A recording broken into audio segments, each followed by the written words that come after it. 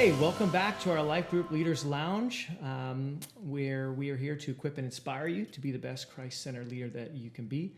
My name is Brooks. I'm happy you're here with us. I'm joined, as usual, with my awesome co-hosts, Raquel and Braden. And we're back again with our special guest, Ann Richardson. Ann, thanks for being back with us again today.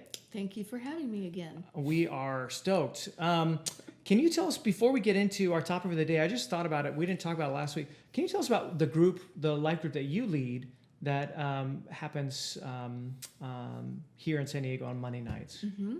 I lead a group called Not Alone. It's for women who've had trauma, particularly any kind of sexual abuse. And it's a spiritual recovery process. So most of these women have had therapy, but they're looking for deeper healing from God. And so we go through various spiritual practices that allow God's deeper healing. Oh, that's great. Mm-hmm. That's awesome. So if you're interested in learning more about that, you can go to Ann's website, which we'll put in the link in the description below. And also you can check out her group at newbreak.church/groups if you're interested in learning more. So, Ann, we're excited you're here. Our last podcast, we talked about, as a leader, it's so vital that you are growing and connecting with God and going deeper in your relationship with the Lord before you can even take other people deeper and growing in relationship with the Lord. So this week we want to talk about, how do you as a leader, wherever you're at, whether you're at Newbreak or another church, how can you help your group connect with God on a deeper level? So we get, we sit with our group for maybe hour and a half a week. Maybe you're staying in connection with them during the week at different times, but that seems like a big task. But I think that's a really important responsibility as a leader. So what would you say are, where do we start with that, Ann? Well, I like to use the analogy of a pool. Some people in your group might be sitting on the steps. They're kind of a little afraid to get in. And some people are in the shallow end. They're having a great time doing the shallow water aerobics, but they might be a little hesitant to go into the deep end. And then you have a few people who are in the deep end, either doing diving off the board or deep water aerobics or whatever they're doing. And so, as the leader, you want to encourage them wherever they're at. So like for some people, you think of our relationship with God, it's like receiving His love for us and being grounded as the beloved. And also we give back to Him because Jesus says to love God with your whole heart, mind, and soul and body. And so, again, it's back to, being reflective. If you're in the shallow end, why am I afraid to go in the deep end? Or what's holding me back from going a little deeper? And that's being reflective. Or what's holding me back from loving God in my mind or my whole heart or my body? So it sounds like you're saying, like, one of the things that we want to be doing is like encouraging people in our group to be reflective, right? And I think that's why it's so important. We talked first last week about, and if you didn't listen to the podcast last week, make sure you go back and listen because Ann was sharing some awesome wisdom, is that it's so vital for us as individuals, as leaders, to be kind of modeling that ourselves. I would say experiencing that ourselves is more important, I think. You can't model if you're not experiencing it. So first and foremost, we as leaders need to be experiencing that and modeling reflection in our relationship with God, but then to help other people learn and practice reflection. Seems like it's a really important piece of helping other people grow. Would you say that's true then? Yes. Yeah, and a simple practice that you can do as a leader, you can do with your group, you can do it in the beginning of group time. Takes 10-15 minutes is the prayer of examine. And you talked a little bit about that last week. So can you tell us a little bit more about that? You start off offering gratitude to God for the gifts of the day, either today or yesterday, just those gifts, both big and small. Thank Him for everything. And then to say, where did I feel God's presence for me yesterday? And then to say, what was I feeling yesterday in my heart? and just to be real and authentic, even if it's struggling or negative, or so maybe something was painful or hurtful, and then ask God, ask yourself, ask God, what was that about? Why is this bothering me? Why am I struggling? Why is And we can do that in a group setting, even, you were Yes. saying. So even maybe cutting out, instead of having an icebreaker in a certain week, maybe you provide space for that, Right. to be able to ask people those questions, or even to break people up in pairs and have them practice that with one another. right? So it takes a lot, it sounds like that takes a lot of vulnerability within a does. group to be willing to do that. It does. It needs to be a safe group, or you just encourage people to share what's ever comfortable, Okay, but that's to good. share those more deeper places with God, with their time with God, and then ask God to help you with that. So tomorrow, you can do better tomorrow. I had a question. You were talking about, hey, so different. I like that illustration of the pool. That like some people are in the shallow end, and when it comes to connecting with God, maybe they're new to the faith, or for whatever reason they haven't been able to find the right path to go deeper. And then there are those that maybe have been Christians for a longer period of time, or maybe I don't know why. Maybe they just have found an easier way to go deeper in the relationship with God. How would you say, as a leader, you're able to discern where people are at? Like, what would you say is, like, all of your experience doing this, like, how can our leaders develop or be able to discern where each person is at? Good question. It is a good question, and that's going to take time. Okay. That takes time. Okay. It just takes time getting to know someone, seeing how they respond. Like if some people are more closed off or more open, Right. so that kind of shows maybe where they're at a little bit.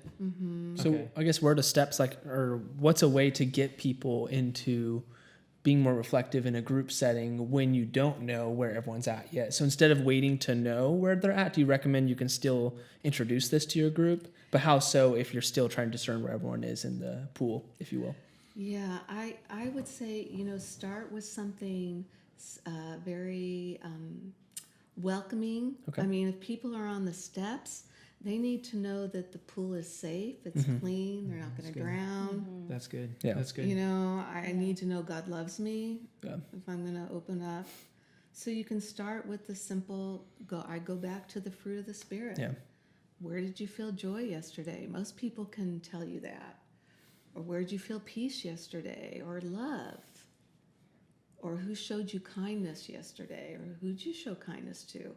And then when you want to want to encourage them is to say, okay, now what blocked your joy? Yeah. Where were you not kind? What was that about? You have Yeah. to kind And of- is the goal to get people to also, since it's a group setting, of course, with the level of comfort that they have, to share more of that with the group, or is it for it to be in the privacy of their heart?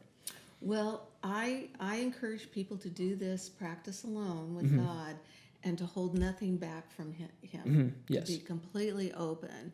And then in group, I usually say, share what's ever comfortable. Got it. And give them That's good. permission because that That's good. takes time. That's good. When you've been with a group a long time and you're very close, you can open up more. But if it's a new group, it takes time. Yeah, that's good. I like how you said, like, make sure you're leading by asking permission, that, that seems really important. And something you said, I wanted to ask a question about that. You were mentioning, like, hey, let's say you have a lot of people that are, maybe have had bad experiences in life, or they've experienced a lot of pain, or even the thought of God still seems, they're still kind of learning how to do that dance with the Lord, I guess, maybe put it that way. What if one of our leaders asks a question or is leading in a scripture and someone has a really negative response? Maybe someone is like, you can tell there's maybe a lot of pain or hurt behind something as you're discerning. How can you, as a leader, be able to kind of work through that with someone? Let's say you touch a nerve by something and you sense from the Lord that God is doing something there. How can our leaders kind of help somebody through whatever it is that is blocking them? Well, what I would do I would probably try to call that person outside of group Okay. and come at a place to say, I noticed something, I'm here to help you. How can I help you? Would you like to talk about it? And then see what they say. Okay. So, and if someone's response is like, I guess they could respond, yeah, they may open up to you, and other times maybe they're not even ready yet.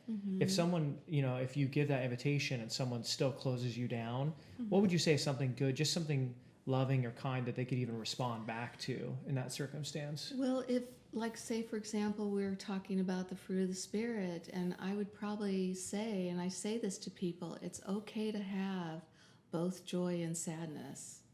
It's okay to feel both those feelings at the same place. And if you're in pain or you've been wounded by life, Jesus gets that. Because he was wounded too, and he gets that, and he agonized in the garden, and you can sit there, you can bring this to him too. Maybe you don't feel like talking about joy, maybe you want to talk about your pain with him during your reflective time, and that's okay too. So you give permission to feel those feelings. That's awesome. That is awesome. Any other questions, thoughts on this topic? I feel like it's such a big topic. So big, yeah. It's such a big topic. And so, in our podcast here, maybe 15 minutes long, our desire isn't necessarily to answer every question. I guess having you on here with us, just with your heart for helping people go deeper, it's maybe for some, it's just beginning the conversation. Yeah. For others, if our leaders are thinking about their group, maybe this idea seems intimidating to them. Maybe they feel more comfortable with just getting their group serving or just getting their group kind of developing authentic relationships. But that idea of helping people grow deeper seems so heavy, So maybe just to end our podcast, could you maybe speak to that for our leaders that feel like, maybe I'm not equipped to take people deeper. Like, I'm still growing deeper. How do I do this? Like, what would be an encouragement to them so they maybe could walk away thinking, maybe I can start this. Maybe I can be that kind of a leader. I would say you can be that kind of a leader. Back to what we talked about earlier, start spending some time with God every day. Carve out what you can, at least 10, 15 minutes, and to do some reflection. Even start simple, like, where did I feel God's love for me? And how did I share my love with God? So you can be that. You can do that. Awesome. And there's resources, and I've got some practices to give you if you want to give them to your leaders. Absolutely. So, Absolutely. yeah.